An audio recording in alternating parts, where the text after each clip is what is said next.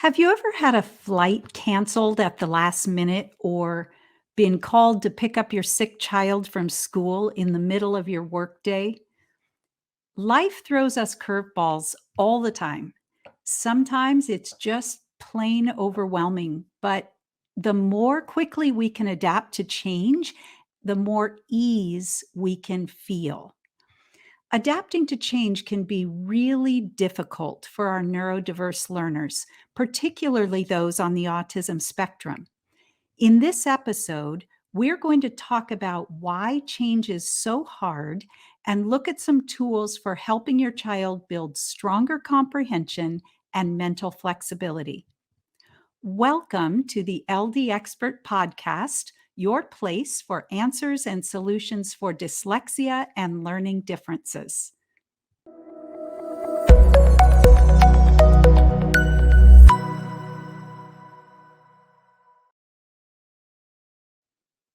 One of the most important skills for anyone, regardless of neurological makeup, is mental flexibility. Mental flexibility involves the ability to adapt to new situations, changes in perspective, and adjust to different ways of thinking. For neurodiverse learners, mental flexibility can be especially important because they may need to navigate a variety of learning environments and teaching styles that don't necessarily align with their unique needs. I'm your host, Jill Stowell, founder and executive director of Stowell Learning Centers and author of Take the Stone Out of the Shoe, a must-have guide to understanding, supporting, and correcting dyslexia, learning, and attention challenges. Why is it that your child is so rigid and stuck in routines? Why are transitions or doing something different so hard? I remember years ago, my brother-in-law, who is a neurodiverse thinker, was so excited to see my daughter perform with Disney on Ice. He loved Disney, so he just couldn't wait. But when it was time to get in the car, he flat out refused to budge. What was that all about? It certainly felt like stubbornness, but the truth was that as soon as things were different than his typical routine, he felt insecure and maybe even unsafe. At the core, humans are survivors, and when we can't quickly and accurately perceive or assess our surroundings, we feel unsafe. If we can't think into the future to evaluate how something will turn out, it's more secure to stick with routines that we know. That is just human nature. Let's think about some of our students with different thinking styles. An individual with an auditory processing disorder is going to miss or mishear information, causing them to feel a little lost much of the time. They may tend to avoid meeting new people or going to new places because their auditory system can't quickly and reliably tune in to new voices and tune out a new set of extraneous noises. Predictability supports their compromised auditory system. I remember a 12-year-old student who had visual processing and comprehension challenges. He became almost physically ill when his family would go to a restaurant because he couldn't look at the whole environment and understand what he was seeing.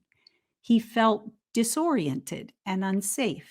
Students with autism and OCD, obsessive compulsive disorder, find security in strict routines and rules. The way they perceive the world through their senses may not be reliable, but the structure they cling to gives them a sense of control. And if you think about it, you probably have little things in your life that you routinely do that give you a stronger sense of control.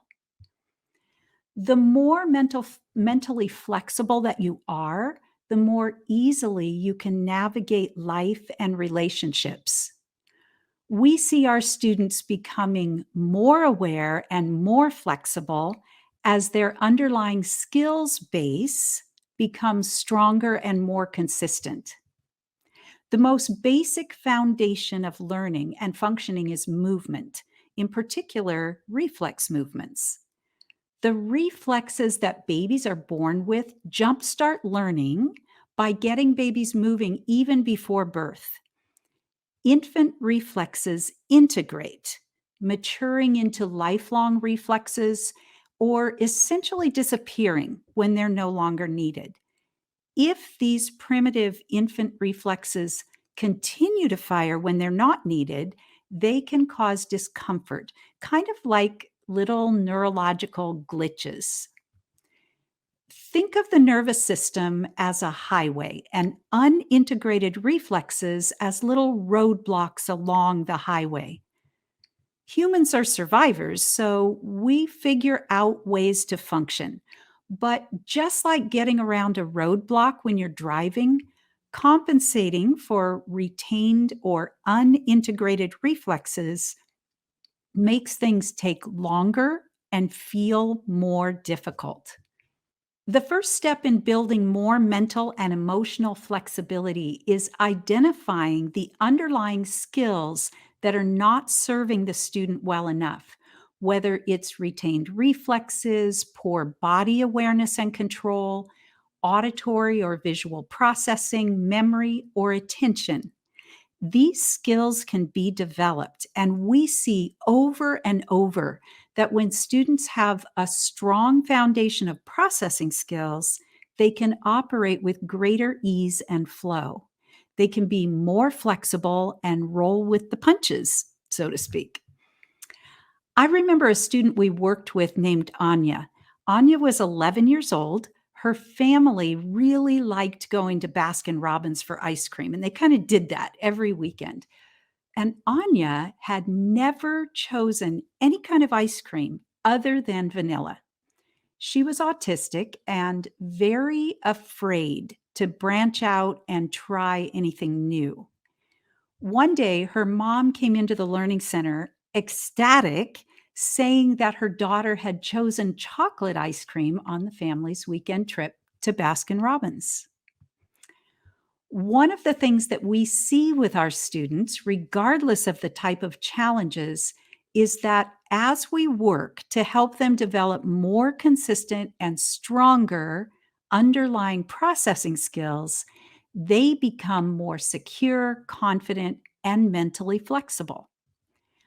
Being able to process information more quickly and accurately allows them to understand and adapt to change more easily.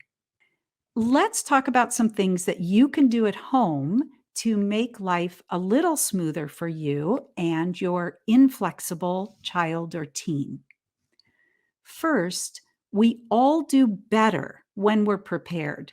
If you know your child is disrupted by change, take plenty of time to prepare him ahead of time for any changes coming up at home or school.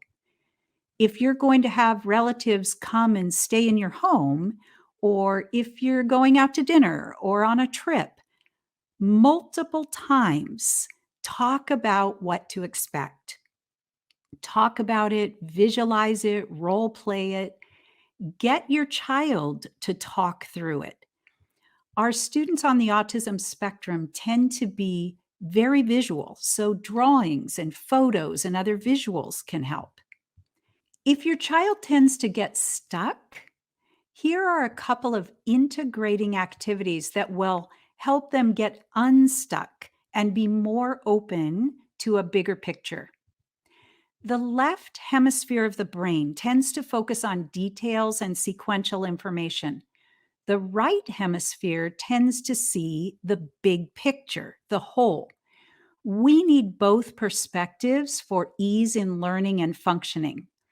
When individuals are stuck, it's often in the left brain details. They can't seem to see the forest for the trees. These activities will activate both hemispheres of the brain to work together. So the first one is cross crawls, And if you've been following us, you've probably seen this in our social media or on some other episodes. But it's just a simple, really great activity for getting both sides of the brain working together. You can do it standing or sitting. We typically do it standing, but either way is okay. You're going to take one hand and cross over and touch the opposite knee, and then take the other hand and touch the opposite knee, and just alternate crossing hand to knee, hand to knee.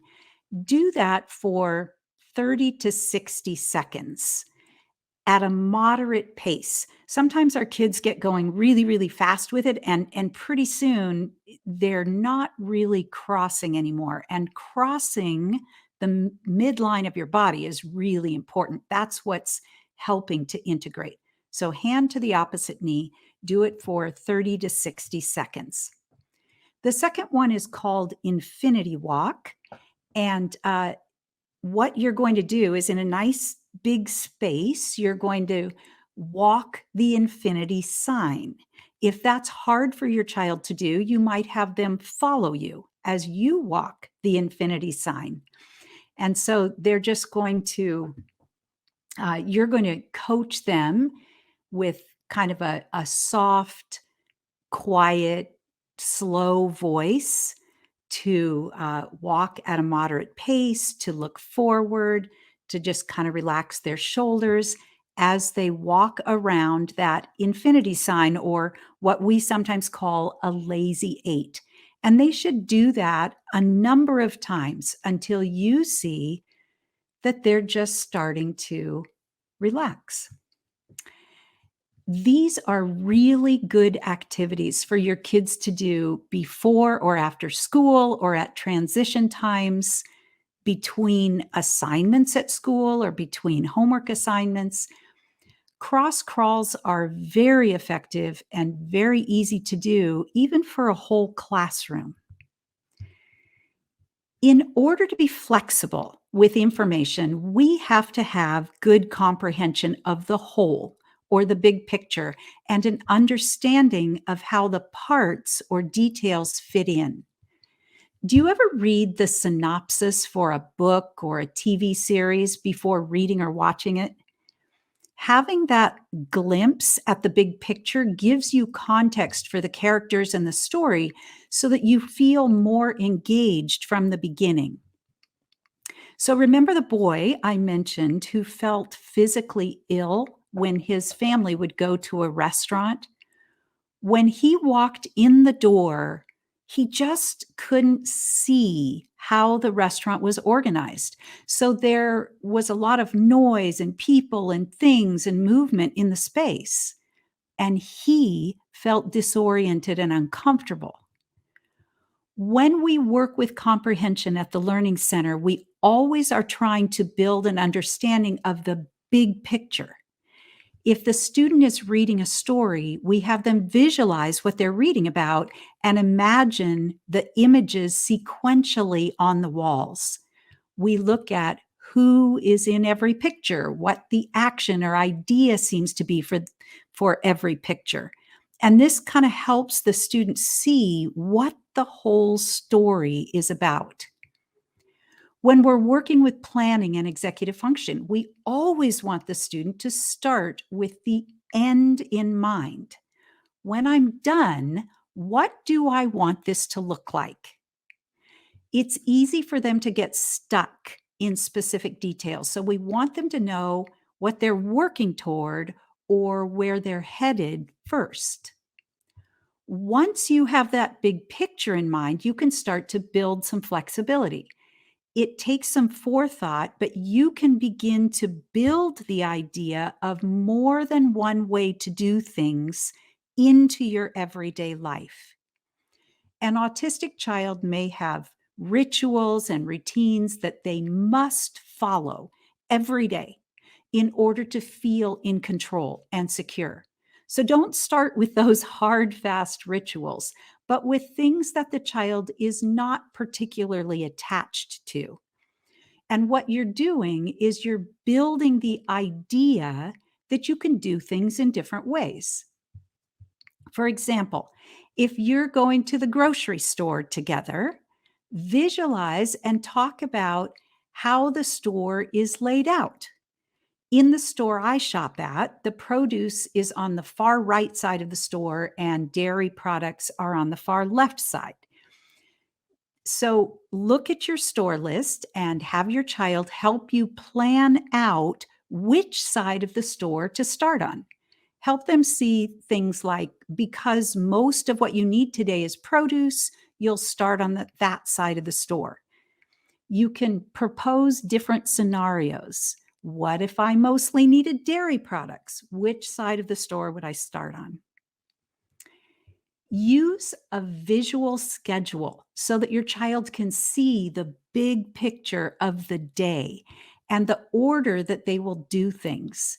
Together, notice the transition times. Visualize and talk about what will happen during the transition. For example, your child may have some free time on Saturday morning, but he has a soccer game at 11. Stopping what he's engaged in to get ready for soccer may be a challenge every single week. So, on the visual schedule, show both the free time and plenty of time for transition. Visualize, role play, and talk through exactly what will happen during that transition time. Turning off the iPad, putting it away, getting dressed for soccer, and going to the car. Keep in mind the intention of preparing for transitions and change in advance, and the big picture of playtime, getting ready time, and get in the car time. At Stowell Learning Centers, we help children and adults eliminate struggles associated with dyslexia and learning differences. We want to make this journey easier for you. Connect with us on social media and on our website, stowellcenter.com, for information and free resources. If you found this episode valuable, please like and share. The struggles associated with dyslexia and learning differences can change. Let's rewrite the narrative together.